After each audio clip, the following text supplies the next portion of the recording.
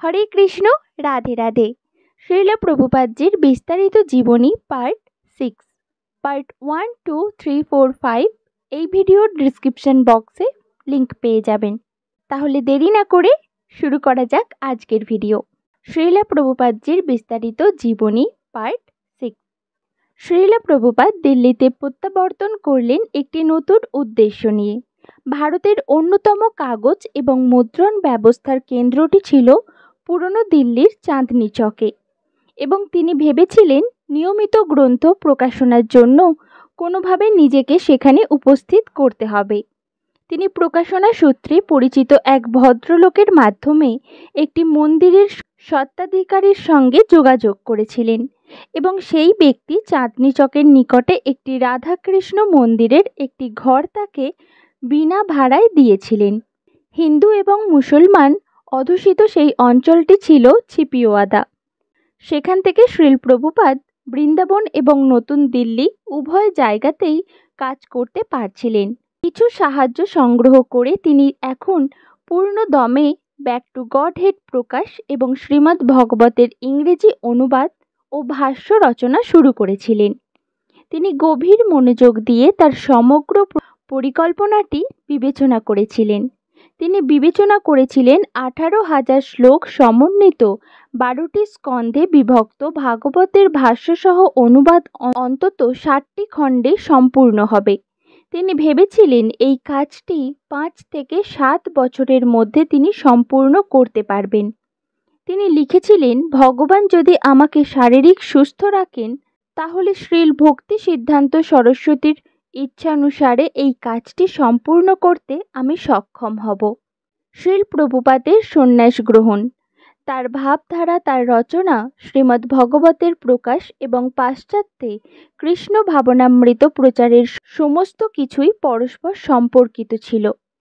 প্রচারের জন্য গ্রন্থের প্রয়োজন, বিশেষ করে তিনি যদি পাশ্চাত্যে যান। পাশ্চাত্যে লক্ষ লক্ষ গ্রন্থ ছিল, কিন্তু মানব মনের পারমার্থিক চাহিদা পূরণের মতো সেখানে কিছু ছিল না। তিনি এই গ্রন্থগুলি পাশ্চাত্যে নিয়ে গিয়ে সেগুলি বিতরণ করে ভগবানের প্রতি প্রকৃত প্রেম কিভাবে বিকশিত করতে হয় এই গ্রন্থের মাধ্যমে মানুষকে সেই শিক্ষা দিতে চেয়েছিলেন। যদিও ইংরেজি ভাষায় প্রচারক হিসেবেই তার পরিচিতি ছিল, তবুও তিনি জানতেন যে বিদেশি ভাষায় তার বক্তব্য উপস্থাপনার মধ্যে অনেক ভ্রান্তি ছিল, কিন্তু সেগুলি সংশোধন করে দেওয়ার মতো তার কোনো সম্পাদক ছিল না। এই সকল ত্রুটিগুলি তাকে শ্রীমদ্ ভাগবতের প্রকাশনা কার্য থেকে বিরত রাখতে পারেনি। এটি ছিল একটি গুরুত্বপূর্ণ কাজ। তিনি লিখেছিলেন, যখন কোনো বাড়িতে আগুন লাগে তখন সেই বাড়ির বাসিন্দারা বাইরে বেরিয়ে এসে প্রতিবেশীদের কাছে সাহায্য প্রার্থনা করে। সেই প্রতিবেশীরা বিদেশি হলেও সাহায্য গ্রহীতা এবং সাহায্যদাতার মধ্যে ভাব বিনিময় করার ব্যাপারে বিদেশি ভাষা কোনো অসুবিধা সৃষ্টি করে না। বর্তমানকালে সমগ্র বিশ্বের কলুষিত পরিবেশ এই চিন্ময় বাণীর প্রচারের ক্ষেত্রে সেই একই পারস্পরিক সহযোগিতার প্রয়োজন। শ্রীল প্রভুপাদ শ্রীমদ্ ভগবতের রচনাকার শ্রীল ব্যাসদেবের প্রতি শ্রদ্ধা জ্ঞাপন করে এটির কোনো পরিবর্তন সাধন করেননি। এটি ছিল তার মৌলিক গুণ। কখনো কখনো তিনি নিজের উপলব্ধির কথা সংযোজন করেছিলেন, কিন্তু তা কখনোই পূর্বতন আচার্যদের উৎকর্ষতাকে অতিক্রম করে যাওয়ার জন্য করা হয়নি। প্রতিটি গুরুত্বপূর্ণ বিষয়ের উপস্থাপনায় গুরু পরম্পরাক্রম রক্ষা করা এবং ভ্রম ও নিয়ম ভঙ্গ না করার ব্যাপারে তিনি সচেতন ছিলেন। তিনি জানতেন, শিষ্য পরম্পরার সততা রক্ষিত না হলে ভাগবতের ভাষ্য মূল্যহীন হয়ে পড়ে। ছিপিওয়াদার মন্দিরে তার ঘরটিতে ছাদের ওপর থেকে ঝোলানো একটি আলোর নিচে বসে তিনি দিবারাত্র টাইপ করে চলেছিলেন। তিনি একটি পাতলা মাদুরে বসতেন, আর একটি ট্রাঙ্কের উপর থাকত তার টাইপরাইটার। একটি পাথর চাপা দিয়ে তিনি টাইপ করা কাগজগুলি একদিকে রেখে দিতেন। আহার এবং নিদ্রা প্রায় ছিল না বললেই চলে। তিনি সম্পূর্ণভাবে বিশ্বাস করতেন যে দিকভ্রান্ত সভ্যতায় শ্রীমদ্ ভগবত একটি বিপ্লব সূচিত করবে। এইভাবে গভীর মনোযোগ এবং নিষ্ঠার সঙ্গে তিনি প্রতিটি শব্দের অর্থ ও ভাষ্য রচনা করেছিলেন। যত দ্রুত সম্ভব এটি সম্পূর্ণ করা হচ্ছিল। শ্রীল প্রভুপাদ তার বৃন্দাবনের বাসস্থান শ্রী শ্রী রাধা দামোদর মন্দিরে স্থানান্তরিত হয়েছিলেন। এখন তিনি তার ঘর থেকে না বেরিয়েই পূজার বেদী বৃন্দাবন চন্দ্রের 4 ফুট উঁচু বিগ্রহ দেখতে পেতেন। কালো পাথরের তৈরি শ্রীকৃষ্ণের এই শ্রী বিগ্রহটি শত শত বছর আগে কৃষ্ণদাস কবিরাজ পূজা করতেন। বংশী গোপালজি মন্দিরে তার কক্ষটির তুলনায় এই ঘরটি অনেক ভালো ছিল, কারণ এখন তিনি জীব গোস্বামীর মন্দিরে বসবাস করছিলেন, যেখানে রূপ, সনাতন, রঘুনাথ ও জীব গোস্বামীর মতো মহান বৈষ্ণব আচার্যগণ সম্মিলিত হতেন, প্রসাদ পেতেন, নাম কীর্তন করতেন এবং পরমেশ্বর ভগবান শ্রীকৃষ্ণ ও শ্রী চৈতন্য মহাপ্রভুর বিষয় আলোচনা করতেন। এটি শ্রীমদ্ ভগবত লেখার পক্ষে সুন্দরতম স্থান ছিল। শ্রী শ্রী রাধা দামোদর মন্দিরে অবস্থানকালে শ্রীল প্রভুপাদ নিজেই তার রান্না করতেন। তিনি যখন প্রসাদ গ্রহণ করতেন তখন তিনি জাফরি কাটা জানলার মধ্যে একটি শ্রীল রূপ গোস্বামীর সমাধিস্তম্ভ দেখতে পেতেন। তিনি রূপ গোস্বামীর উপস্থিতি অনুভব করতেন। তিনি তার গুরুদেবের কথা এবং তার ব্রতের কথা ভাবতেন।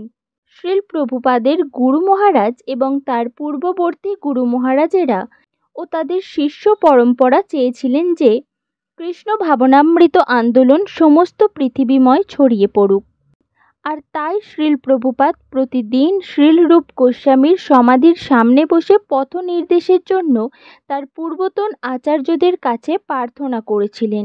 তাদের কাছ থেকে তিনি যে আন্তরিক নির্দেশ লাভ করেছিলেন তা ছিল সুনিশ্চিত আদেশ। কোনো সরকার, কোনো প্রশাসক অথবা অন্য কেউই তাকে বিচলিত করতে পারেনি। শ্রীল রূপ গোস্বামী চেয়েছিলেন যে তিনি যেন পাশ্চাত্য দেশে যান।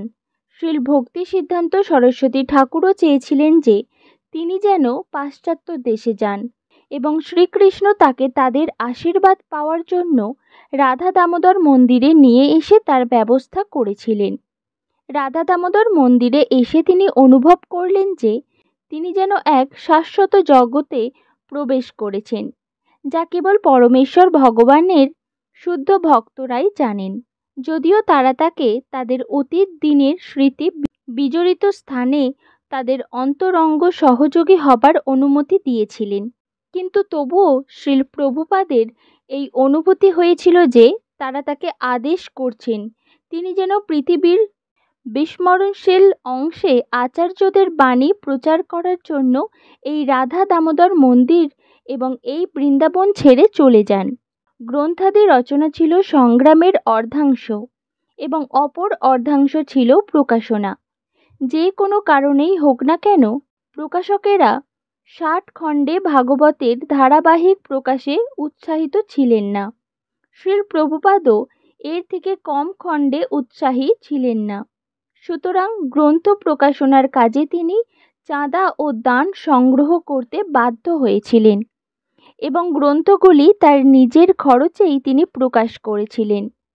একটি প্রকাশন সংস্থা তাকে গোরক্ষপুরে গিয়ে প্রখ্যাত ধর্মগ্রন্থের প্রকাশক হনুমান প্রসাদ পোদ্দারের সঙ্গে যোগাযোগ করার পরামর্শ দিয়েছিলেন। শ্রীল প্রভুপাদ 500 মাইল ভ্রমণ করেছিলেন এবং 4000 টাকার দান সংগ্রহ করেছিলেন, যার সর্বটাই তিনি শ্রীমদ্ ভগবতের প্রথম খণ্ডের প্রকাশনার জন্য ব্যয় করেছিলেন। প্রুফ সংশোধনের কাজ শ্রীল প্রভুপাদ নিজেই করতেন। যখন প্রথম খণ্ডটি ছাপা হচ্ছিল তখনও তিনি শেষ পরিচ্ছেদটি লিখছিলেন। ওকে প্রেসে প্রুফগুলি তৈরি হয়ে গেলে তিনি সেগুলি নিয়ে ছিপিওয়াদার তার ঘরে ফিরে আসতেন এবং সেগুলি সংশোধন করে আবার যথাস্থানে ফেরত দিয়ে আসতেন।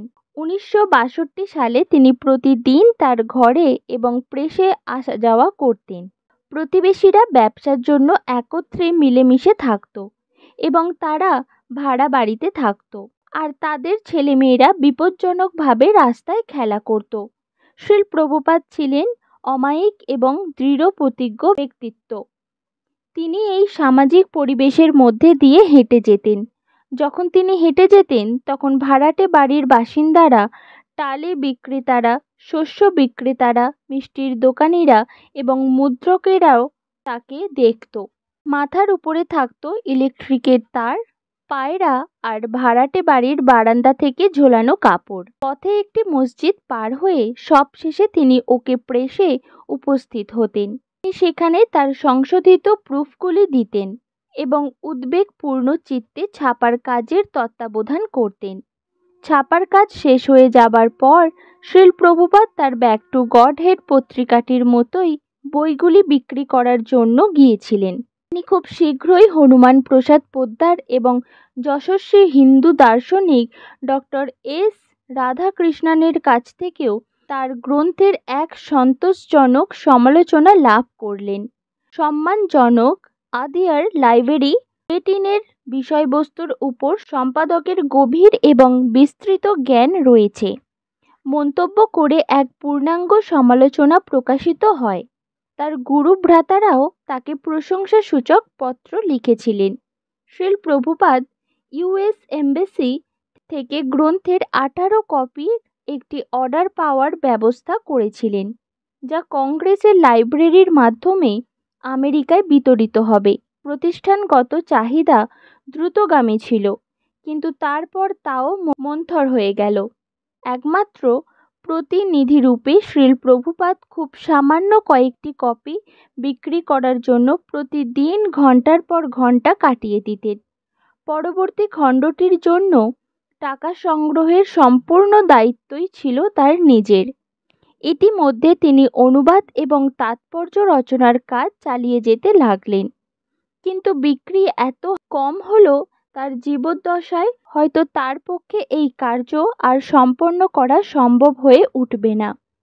শ্রীল প্রভুপাদ প্রথম শ্রেণীর রাজনীতিবিদদের কাছে তার গ্রন্থ পাঠিয়েছিলেন এবং উত্তরপ্রদেশের রাজ্যপাল শ্রী বিশ্বনাথ দাস এবং ভারতের উপরাষ্ট্রপতি ডক্টর জাকির হোসেনের কাছ থেকে সন্তোষজনক সমালোচনা লাভ করেছিলেন।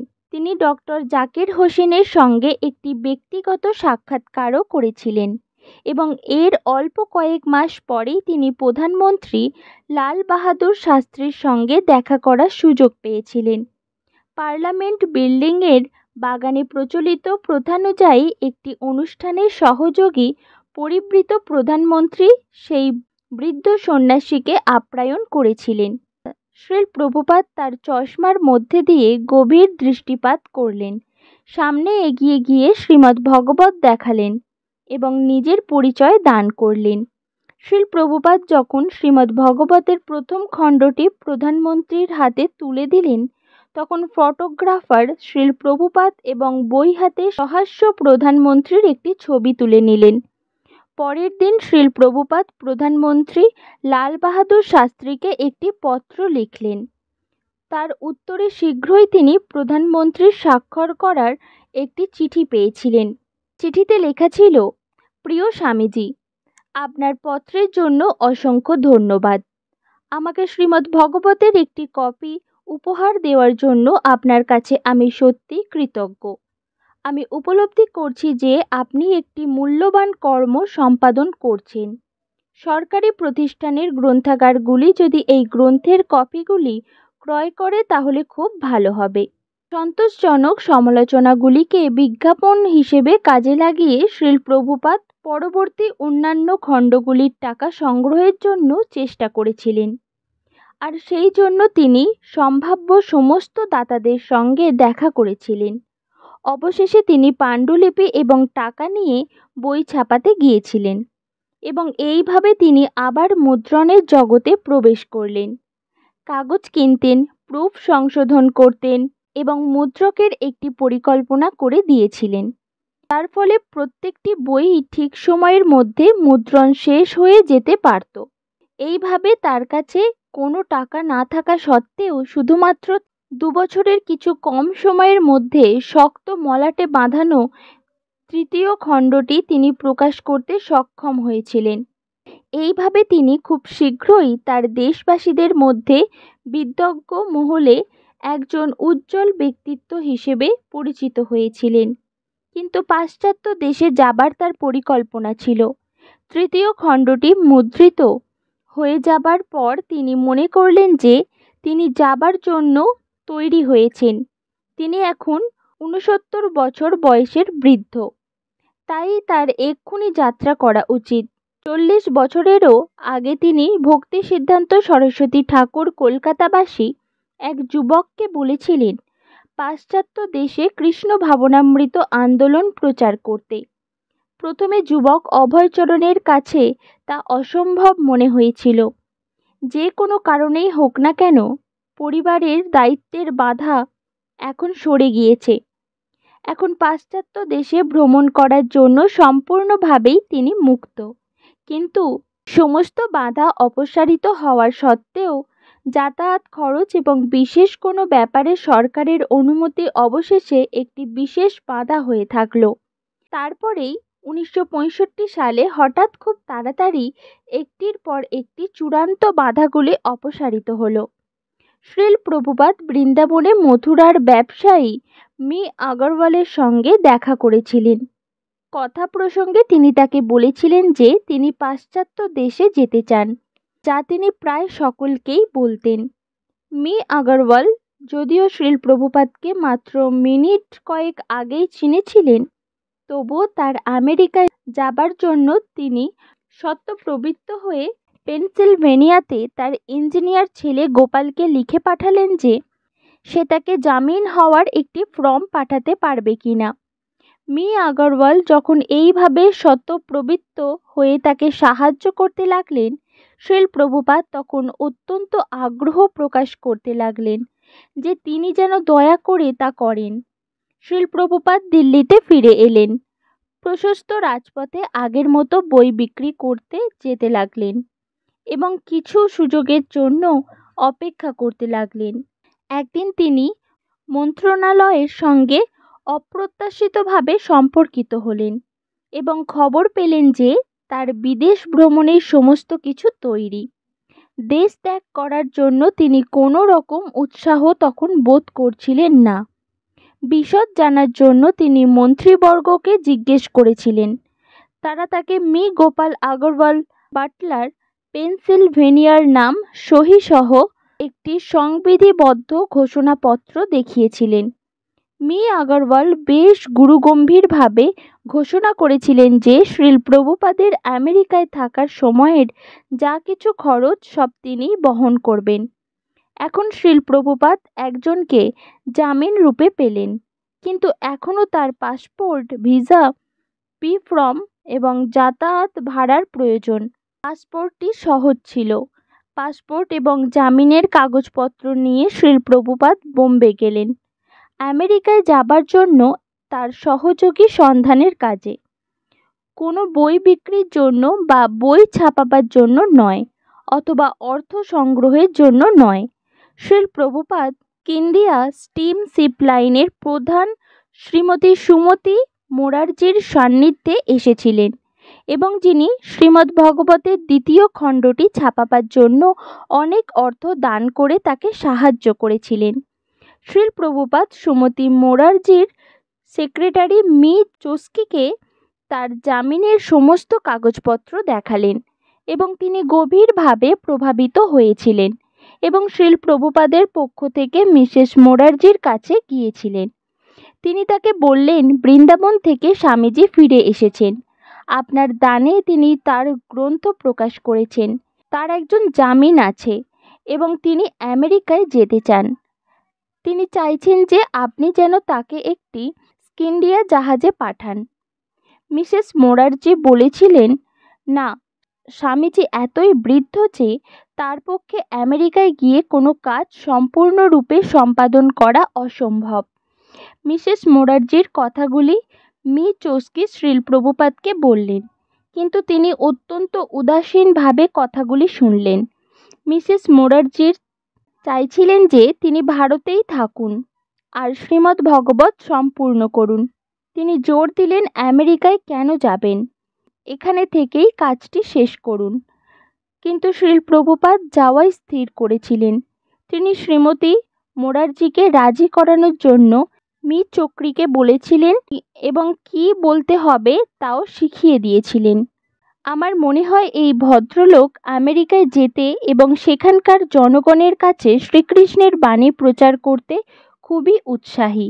কিন্তু মি চক্রী যখন শ্রীমতী মুরারজিকে বলেন, তিনি পুনরায় অসম্মতি জানিয়েছিলেন। শ্রীল প্রভুপাদের স্বাস্থ্য ভালো নয়।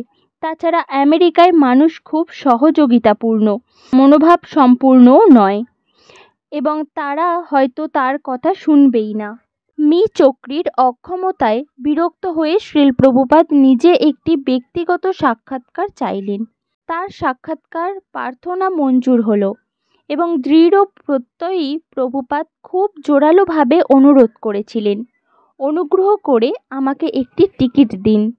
শ্রীমতী মুরারজি উদ্বিগ্ন হয়ে বলেছিলেন, স্বামীজি, আপনি প্রবীণ, আপনি কেন এই দায়িত্ব নিচ্ছেন? আপনার কি মনে হয় এটি ঠিক কাজ হচ্ছে? প্রভুপাদ তার হাত তুলে উদ্বিগ্ন কন্যাকে সন্তুষ্ট করার ভঙ্গিতে বলেছিলেন, না, সবই ঠিক আছে, কিন্তু আপনি জানেন আমার সহযোগীরা কি ভাবছে? তারা বলছে স্বামীজি সেখানে মৃত্যুবরণ করতে চলেছেন। প্রভুপাদ একটি ভ্রান্ত জনশ্রুতির প্রতি উদাসীনতা দেখানোর মতো মুখ ভার করেছিলেন। আবার তিনি একটি টিকিট দেওয়ার জন্য বলেছিলেন।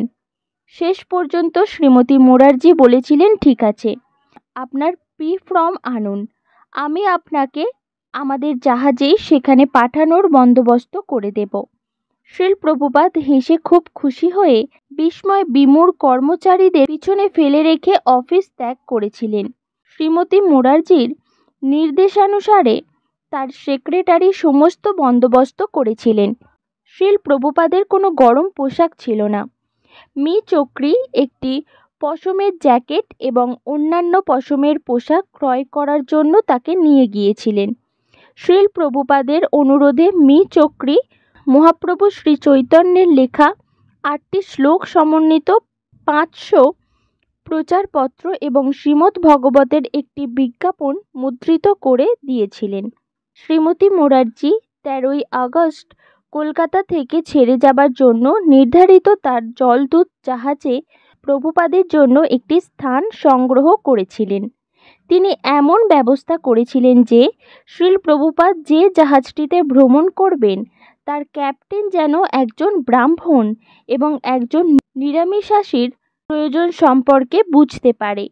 শ্রীমতী মুরারজি জলদূত জাহাজের ক্যাপ্টেন অরুণ পান্ডিয়াকে প্রভুপাদের জন্য অতিরিক্ত সবজি এবং ফলমূল নিতে নির্দেশ দিয়েছিলেন। মি চক্রী বোম্বাইয়ে শেষ 2 দিন প্রভুপাদের সঙ্গে অতিবাহিত করেছিলেন এবং মুদ্রণালয় থেকে প্রচারপত্রগুলি এনে প্রয়োজনীয় পোশাকাদি ক্রয় করে এবং প্রভুপাদকে কলকাতাগামী ট্রেন ধরিয়ে দেবার জন্য তিনি স্টেশন পর্যন্ত গাড়িতে করে পৌঁছে দিয়েছিলেন। জলদূত ছেড়ে যাওয়ার কয়েকদিন পূর্বে প্রভুপাদ কলকাতায় পৌঁছেছিলেন। যদিও তিনি এই শহরে জীবনের অধিকাংশ সময় কাটিয়েছেন, কিন্তু এখন তিনি কোনো স্থানেই থাকবেন না। তিনি তার বৃন্দাবন ভজনে লিখেছিলেন, আছে মোর স্ত্রী পুত্র কন্যা নাতি সব, কিন্তু অর্থ নাই বলি বিফল বৈভব। যদিও তিনি এই শহরে শিশুর মতো যত্নে লালিত হয়েছেন, কিন্তু সেই সব দিন চিরবিদায় নিয়েছিল। তার যাত্রার পূর্বে তিনি মায়াপুরে তার গুরু মহারাজ শ্রীল ভক্তি সিদ্ধান্ত সরস্বতী ঠাকুরের সমাধি মন্দির দর্শন করতে গিয়েছিলেন। তারপর কলকাতায় ফিরে তিনি যাত্রার জন্য প্রস্তুত হয়েছিলেন। তার সঙ্গে ছিল কেবল একটি সুটকেস, একটি ছাতা এবং কিছু শুকনো খাদ্যশস্য। তিনি জানতেন না আমেরিকায় তিনি কি খাদ্যবস্ত্র পাবেন। হয়তো সেখানে কেবল মাংসই পাওয়া যায়। তাই তিনি তার সঙ্গে আলু সিদ্ধ ও শুকনো খাদ্যশস্যাদি নিয়েছিলেন।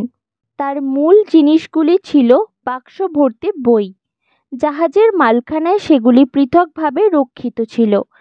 3 খণ্ড সমন্বিত শ্রীমদ্ ভগবত গ্রন্থগুলির বিষয়বস্তু তাকে বিশেষভাবে আত্মপ্রত্যয়ী করে তুলেছিল। যাত্রার দিন যখন এসেছিল তার সেই প্রত্যয়ের প্রয়োজন ছিল। তিনি তার পূর্ব জীবনের সঙ্গে গুরুত্বপূর্ণ বিচ্ছেদ ঘটিয়েছিলেন। এবং তিনি ছিলেন প্রবীণ। তিনি এক অপরিচিত এবং সম্ভবত এমন একটি দেশের উদ্দেশ্যে যাত্রা করেছিলেন যেখানে তাকে তেমনভাবে স্বাগত জানানো হবে না। ভারতবর্ষে দরিদ্র এবং অপরিচিত অবস্থায় বাস করা এক জিনিস। যদিও ভারতের নেতারা এই কলিযুগে ভারতীয় সংস্কৃতি বর্জন করে পাশ্চাত্যের অনুকরণ করছিল, তবুও তা ছিল ভারত, তবুও তা ছিল বৈদিক সভ্যতার আবাসস্থল। তিনি অনেক ধনী, অনেক রাজ্যপাল এবং প্রধানমন্ত্রীর সঙ্গে সাক্ষাৎ করেছিলেন। ভারতে একজন সন্ন্যাসীর সম্মান ছিল, শ্রীমদ্ ভগবতের সম্মান ছিল। আমেরিকা এক ভিন্ন জায়গা, সেখানে তার কেউ নেই। তিনি একজন বিদেশী, সেখানে সাধু সন্ন্যাসীদের কোনো ঐতিহ্য নেই, মন্দির নেই, বিনামূল্যে বসবাসযোগ্য আশ্রম নেই। কিন্তু যখন তিনি তার সঙ্গেই চিন্ময় ভাবদত্তক ইংরেজি গ্রন্থগুলির কথা চিন্তা করছিলেন, তিনি আত্মপ্রত্যয়ী হয়েছিলেন। যখন তিনি একজন আমেরিকানের দেখা পেতেন, তখন তিনি তাকে দিতেন শ্রীমদ্ ভগবত, ভারতের শান্তির এবং সুনামের বাণী। পরমেশ্বর ভগবান শ্রীকৃষ্ণের জন্মদিন জন্মাষ্টমীর কয়েকদিন আগের দিনটি ছিল 13ই আগস্ট। গত কয়েক বছর তিনি জন্মাষ্টমীর দিনে বৃন্দাবনে ছিলেন। বৃন্দাবনের অধিবাসীরা কেউ বৃন্দাবন ছেড়ে যেতেন না। তারা বয়সে প্রবীণ ছিলেন এবং বৃন্দাবনের শান্তির মধ্যে তারা বাস করতেন। শ্রীল প্রভুপাদও বৃন্দাবনে দেহত্যাগ করতে চেয়েছিলেন। সকল বৈষ্ণব সাধু এবং বিধবারা কেউ বৃন্দাবন ত্যাগ করে এমনকি মথুরাতেও যেতে চান না, কারণ বৃন্দাবনে দেহ রক্ষা করা জীবনের একটি পারমার্থিক লাভ। হিন্দু ঐতিহ্য অনুযায়ী একজন সন্ন্যাসী কখনো সমুদ্রের ওপারে ম্লেচ্ছদের দেশে যাবেন না। কিন্তু এই সমস্ত কিছুর ঊর্ধ্বে ছিল শ্রীল ভক্তি সিদ্ধান্ত সরস্বতী ঠাকুরের নির্দেশ, শ্রীকৃষ্ণের নির্দেশের সঙ্গে যার পার্থক্য ছিল না। শ্রী চৈতন্য মহাপ্রভু ভবিষ্যৎবাণী করেছিলেন, হরে কৃষ্ণ মহামন্ত্রের কীর্তন পৃথিবীর প্রতিটি নগরে ও গ্রামে প্রচারিত হবে। তিনি কলকাতা বন্দরে যাওয়ার জন্য তার মালপত্র, একটি ছাতা এবং যাত্রাপথে পড়বার জন্য একটি বাংলা শ্রী চৈতন্য চরিতামৃত নিয়ে একটি ট্যাক্সিতে উঠেছিলেন। তাকে জাহাজে রান্না করতে হবে, অন্যথায় শ্রীকৃষ্ণের ইচ্ছায় তিনি অনাহারে মৃত্যুবরণ করবেন।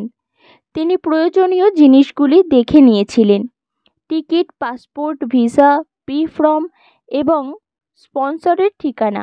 শেষ পর্যন্ত তা সংঘটিত হয়েছিল। পরবর্তীকালে প্রভুপাদ লিখেছিলেন, ভীষণ প্রতিকূলতার মধ্যে আমি দেশ ছেড়েছিলাম।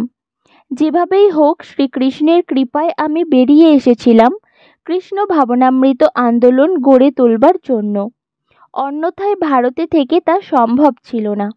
ভারতেও আমি একটি আন্দোলন গড়ে তুলতে চেয়েছিলাম, কিন্তু তাকে আদৌ উৎসাহ দেওয়া হয়নি। কৃষ্ণবর্ণ মালবাহী ছোট্ট জাহাজটি বন্দরে নোঙর করা ছিল। জাহাজে এবং তীরের মাঝে একটি সেতু। ভারতীয় ব্যবসায়ীরা কৌতূহলী দৃষ্টিতে দেখছিল। একজন গেরুয়া বস্ত্র পরিহিত প্রবীণ সন্ন্যাসী ধীরে ধীরে জাহাজের দিকে এগিয়ে চলেছেন। আজ এই পর্যন্তই। পরবর্তী ভিডিওটি আসতে চলেছে শ্রীলা প্রভুপাদজির একক সংগ্রাম। সকলে ভালো থাকুন, সুস্থ থাকুন, ভুল ত্রুটি মার্জনা করবেন। হরে কৃষ্ণ কৃষ্ণ কৃষ্ণ হরে হরে, হরে রাম রাম রাম হরে হরে। হরি বল, রাধা রাধা।